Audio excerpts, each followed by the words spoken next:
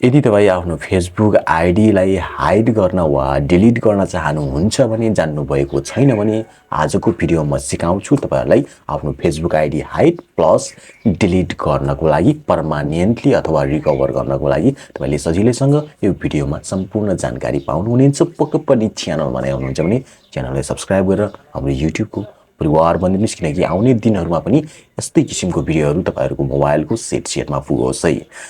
Okay, त्यसको लागि म साइडमा स्क्रिनमा देखाउँछु। यता साइडमा देखाइदिए म आफ्नो फेसबुकलाई खोल्नुस् तपाईले। यहाँनिर मैले फेसबुकमा खोले।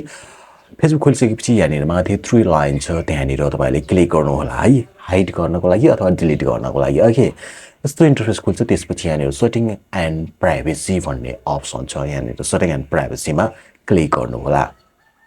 यहाँनिर क्लिक गरिसकेपछि यहाँनिर हाम्रो फेरि अर्को सेटिङ भन्ने अप्सन आउँछ। यहाँनिर क्लिक गर्नु होला। यहाँनिर क्लिक गरिसकेपछि फेरि हाम्रो यस्तो इन्टरफेस खुल्छ। यहाँनिर see more in account center भनेको छ। यहाँ यो पेजमा तपाईले जहाँनिर क्लिक गर्यो भने क्लिक हुन्छ। त्यसपछि क्लिक भइसकेपछि तल आउनु होला। तल आइसकेपछि यहाँनिर पर्सनल डिटेल भन्ने अप्सन छ। यहाँनिर क्लिक गर्नु होला। यहाँनिर क्लिक गरिसकेपछि फेरि हाम्रो यस्तो इन्टरफेस खुल्छ। तपाईले यहाँनिर थुप्रै identity confirmation plus account ownership and control भन्ने लेखिएको छ, त्यहाँ क्लिक गर्नु होला। तपाईले यहाँनिर क्लिक गरिसकेपछि हाम्रो फेरि अर्को इन्टरफेस खुल्छ। यहाँनिर तपाईले मैले टिक लगाइदिइसकेको छु। अकाउन्ट ओनरशिप एन्ड कन्ट्रोल भन्ने दुईवटा अप्सन देखाएको छ तल। तलको अप्सनमा क्लिक गर्नु होला। त्यसपछि यस्तो खुल्छ तपाईको। यहाँनिर फेसबुक माथि त्यो एरोमा क्लिक गर्नु होला।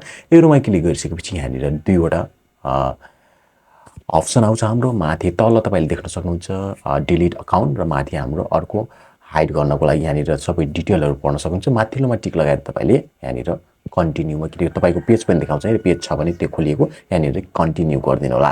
कन्टिन्यु गरिसकेपछि यहाँनिर म कन्टिन्यु गर्दिन्छु। कन्टिन्यु गरिसकेपछि यहाँनिर तपाईको पासवर्ड माग्छ। तपाईले यहाँनिर आफ्नो पासवर्ड फेसबुकको फिल गर्नु होला अथवा यहाँनिर पेस्ट गरिदिनु होला। कपी गरेर नोटहरुमा लेख्नु भएको छ भने है। यहाँनिर कन्टिन्यु गरिसकेपछि यहाँनिर हाम्रो यो जति पनि छ यहाँनिर तपाईले एउटामा टिक लाउनु पर्ने हुन्छ। टिक लगाइसकेपछि तल कन्टिन्यु छ, कन्टिन्युमा क्लिक गर्नु होला है। ओके, यहाँनिर मैले टिक लगाएको छैन, टिक लगाइदिन्छु। टिक लगाइसकेपछि यहाँनिर कन्टिन्युमा क्लिक गरिदिनु होला है तपाईले है। ओके, माई अकाउन्ट वाच यहाँ तपाईले जुन सुकैमा पनि तपाईले क्लिक गर्न सक्नुहुन्छ है। यहाँनिर थुप्रै अप्सनहरु रहेका छन्। ओके, कुनमा क्लिक गरौँ मैले? ओके, माथिल्लोमै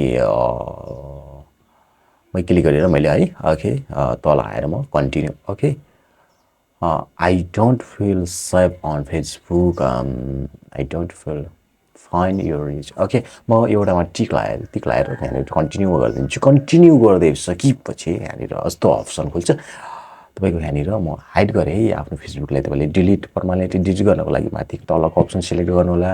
यहाँनिर हाइड गर्नको लागि माथिको अप्सन सिलेक्ट गर्नु होला। यसरी जहाँ मैले जसरी गरेँ तपाईले यसरी नै आफ्नो फेसबुक आइडीलाई हाइड गर्न सक्नुहुन्छ सजिलैसँग। Okay, thank you so much. यसरी तपाईले आफ्नो फेसबुक आइडीलाई हाइड अथवा डिलिट गर्न सक्नुहुन्छ। भिडियो कस्तो लाग्यो लाइक कमेन्ट शेयर गर्नुलाई ज्यादा एक लाइक चाहिँ गरिदिनु होला है। तपाईले लाइक गर्न बिर्सिनुहुन्छ र सब्स्क्राइब गर्नुभएको छैन सब्स्क्राइब गरेर हाम्रो युट्युबको परिवार बनिदिनुहोस् भन्न चाहन्छु। आउने दिनहरुमा पनि यस्तै किसिमको भिडियोहरु हेर्नको लागि थ्यांक यू सो मच।